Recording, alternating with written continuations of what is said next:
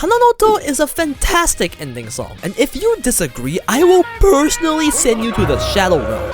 From the beautiful, cheery composition, to the orgasmic singing, to the elegantly written lyrics that no one on the English side seems to care about, it has become one of my favorites, if not my favorite ending song of all time. I swear I'm not biased. One of the biggest reasons I love this anime so much is the way Chisato and Takina's relationship is depicted, so the natural course of action is to, of course, be an annoying fanfiction shipper and find every little detail that proves that they're gay.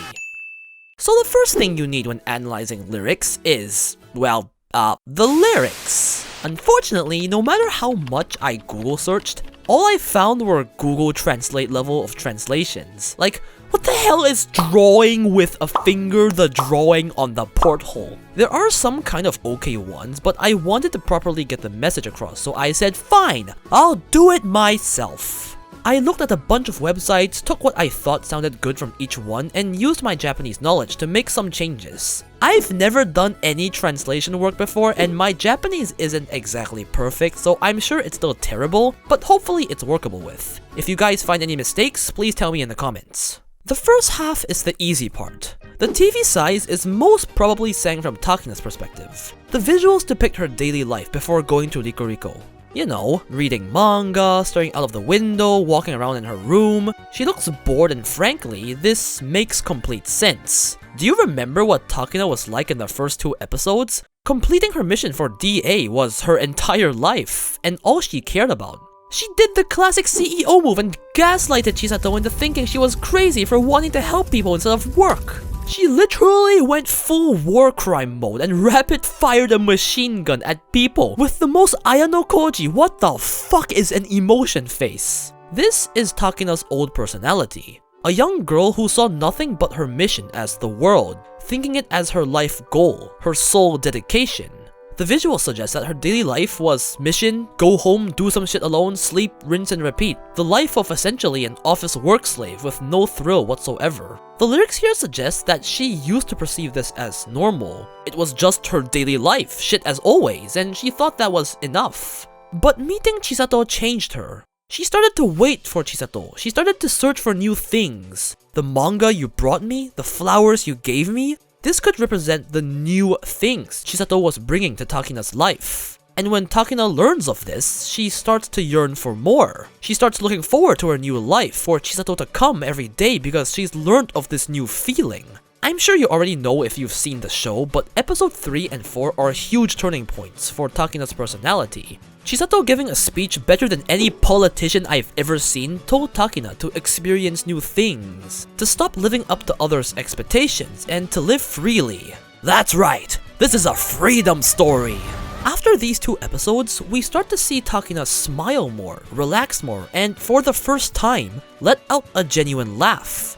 The visuals in the ending song depict this change perfectly, from the transition of her moodily looking out of the damp grey window to turning up maximum saturation, Takina running, looking for something, and finding Chisato at the end of a bright path. When Takina takes Chisato's hands, she is introduced to a new world. She can't go back to the town that doesn't know loneliness. In other words, she can't go back to her old life where she didn't even perceive the feeling of loneliness because she didn't even know what it was like to not be lonely. This is quite the interesting line because while we know jack shit about Takina's backstory, it does seem like she never had any close friends at DA. She did used to be in Huki's team, but to say that they got along is like saying ice cream and ketchup get along. And the way other girls talk about her is probably on the level of bullying if you ask any experienced teacher or victim. This would imply that either she has never had anyone close enough to consider a friend, or at the very least she hasn't had one in a long time because, you know, things can happen. Takina used to be so numb to the feeling of loneliness that she only started perceiving this emptiness she used to have after meeting Chisato, her first genuine friend. And after knowing of this feeling, she can't go back to the old life of being alone anymore. Now this next part is quite confusing. I've come up with two things of what this shadow may be inferring to. The first one is Chisato's heart issue, aka she's going to fucking die. In other words, the light in Takina's eyes is Chisato herself for how much Chisato means to her, but the shadow is the dark side of having such a bright light in her life, aka having to accept that Chisato might die soon. The second theory I have is similar to what I said about the previous lines, where the light is the new life Chisato taught Takina, and the shadow being the loneliness that Takina has come to perceive and understand. This could be supported by the fact that this line is sang with the visuals showing flashbacks of the episode, aka Chisato and Takina doing stuff together, which is the new life Takina has come to like. Personally, I like the first theory more, and I'll explain later because there's a line that directly calls back to this line near the end. The last two lines in the TV size is pretty straightforward. Takina wants Chisato to continue leading her in life. She wants to see the continuation of this new life she has, for Chisato to take her to new places, new heights, new thrills she's never seen or experienced before. This is accompanied by many scenes of Chisato and Takina doing different things in many different attires. In other words, the new life Chisato is showing Takina. So now that we're done with the TV size, I can finally go full Majima, close my eyes, and hear the feelings. Personally, my absolutely perfect you have no reason to doubt me hearing is, hearing that the second verse and chorus is from Chisato's perspective. The first four lines make the most sense to be said by Chisato. The tall tower, perhaps in reference to the actual radio tower, could be referring to Takina's mental barrier that Chisato has to use these balloon vines to break through. No, not literally. Have you ever whipped someone's ass with a vine? Not kinky. Or it could simply mean new heights that Chisato wants to bring Takina to. Either way, the point is the fourth sentence, that Chisato wants Takina to laugh. And hey, good on you, Chisato, you accomplished that in 4 episodes! Looking into the meaning behind the balloon vine, okay, so I couldn't find shit on English Google, but the Japanese people wouldn't shut up about how the meaning behind Fuzen Kazura, aka balloon vine, is 一緒に飛びたい 自由な心 永遠にあなたと共に which means I want to fly together with you, a heart of freedom, forever by your side. And this starts to make a lot of sense. Chisato wants to live freely with Takina, which is why I think the balloon vine flying towards the tower symbolizes Chisato using her infectious freedom personality to break down Takina's mental barrier and show her how to live freely. What a fucking beautiful story. How fucking gay. I love it. Everyone deserves a Chisato in their life. Now if only someone would save all the office slaves. This is not a cry for help. The next two lines are honestly the ones that confuse me the most. It's strange to hear Chisato going through a habitual, mundane conversation since she's like the incarnation of chaos. I have, again, two theories for this. The first one is a bit unbased, so yes, I have actually turned into the fanfiction writer, but I was thinking perhaps Chisato's life was not as fulfilling before meeting Takina? Think about it. Back then, there was only Chisato, Mika, and Mizuki at the cafe. She gets along well with Mizuki, they're like bros, but she's never called her partner. Mizuki fills a different hole, a different gap from Takina. If we go even further, almost all of Loli Chisato is shown with this dead, emotionless expression, even though we've seen her in photos and some scenes being the Genki girl. And Chisato has always been the type to bottle up negative emotions, like when her lifespan was cut and she seemed fine but then shot a car to vent. Boom. Bro, assassin privileges! Though it would make sense, all of this is very theoretical without any extremely grounded basis. So the second theory is just, this is straight up from Takina's side, which, well, would be very straightforward. Old life boring, blah blah blah, you've heard it. I'm not your uni professor, you don't need me to repeat this. It could also be what Chisato perceives Takina to be thinking. But either way, the evidence lies in the fact that there is a key change in the chorus compared to the TV size.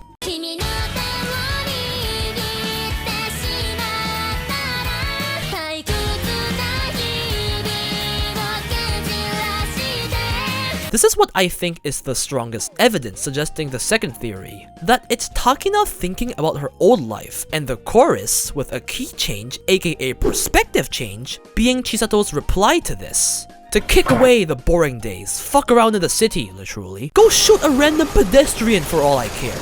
Gonna live freely. Like Sonic. or Majima, or the average GTA player, wait, that's the same thing. A voice louder than I've ever let out could be figurative, in reference to when Chisato went full WWE finishing move swirling hug in front of child Karens to assert dominance. A power move like that can surely be seen as loud, while the message finally gets through to the submissive and breedable Takina, and she starts living freely. Now, distortion in the next line is a puzzling word. It could perhaps be about how Chisato thinks her WWE move and generally the way she gets her messages across, like annoying the shit out of your new partner, isn't exactly perfect nor an elegant way to handle the situation, but it is very Chisato-like, and she thinks it's perfectly fine that way, hence the distortion being the perfect amount. Connecting the ends of the world probably refers to how Chisato and Takina are complete opposites. One lives freely and the other lives, or I guess used to live, for her job. Comparing their personalities is like comparing apples to ramen. And if Takina wasn't a fucking gun maniac, they probably would have continued living their own lives, reaching different goals in the end. Perhaps feeling an emptiness they had never known, but they did meet. These two opposites met and changed each other's lives, as if two completely different worlds connected and came together. It's so beautiful, I could cry so much my tears would repopulate the Amazon rainforest. The bridge is pretty clearly a callback to the first pre-chorus. It calls back to Takina's same old life, but instead, after being brainwashed, influenced by Chisato, she now wants a life full of new adventures, exciting experiences, to yeet out of her comfort zone, aka the safe loop, and live a colorful life. This direct comparison is evident of how much Chisato changed Takina, and it definitely shows in the anime. See how much more she smiles later, how attached she gets to Chisato. She literally gave DA the middle finger and went to Hawaii! Something old Takina would have sent you to a mental asylum for even thinking about. The final chorus is pretty much the same as the first chorus, with the exception of one line. No matter how much we get lost, let's go see both the lights and shadows. So shadows we interpreted in the first chorus as either Chisato committing die or the loneliness that Takina never knew she felt. I would first like to say that I think the final chorus is sung from Chisato's perspective, again, as a reply to Takina's section in the bridge and how Takina has changed. I say this because the sentence here implies accepting both the light and shadows, and the whole message of the, song is that Takina can no longer go back to that old loneliness, so why the fuck would she agree to accept the old lonely life? And if the shadow means Chisato's heart issue, bro, Takina literally pulled a page out of the Yunogasai textbook and almost killed Chisato's father figure without consent. She never accepted Chisato dying till the end. The consent's the important part. Remember to never murder without consent. On the other hand, it would perfectly make sense if it was Chisato telling Takina to accept the shadow, to accept her dying. That's quite literally what she did in the anime.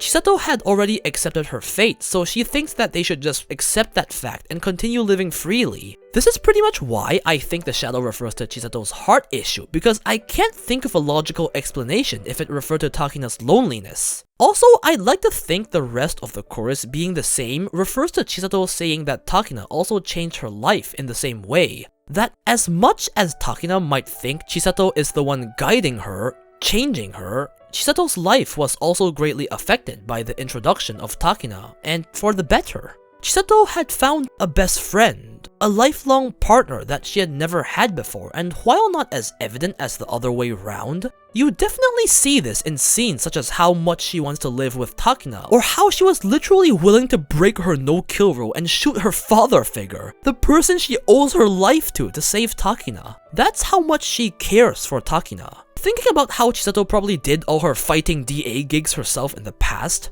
I don't think it's far-fetched to say that doing everything with Takina in the half a year or so together brought so much happiness into her life. I'd like to think that this final chorus is the expression of this happiness and gratitude, telling Takina that Takina has and can also bring her to new places, experience new things, and wants Takina to also continue bringing her to new stars. Perhaps she also can't imagine a life without Takina anymore. I mean, it's not 100% the strongest evidence, but there was this scene where after Chisato decided to close down Lycoris, she was, well, lonely. She said it herself. She had grown so attached to the life at the cafe with everyone that she couldn't go back to the old life, and this new, thrilling, chaotic life only really took off after Takina joined, followed by Kurumi. I think it's absolutely beautiful to think that Chisato changed Takina's life, yet even as a complete opposite, even as a person from a different world, even as the so-called leader of the two,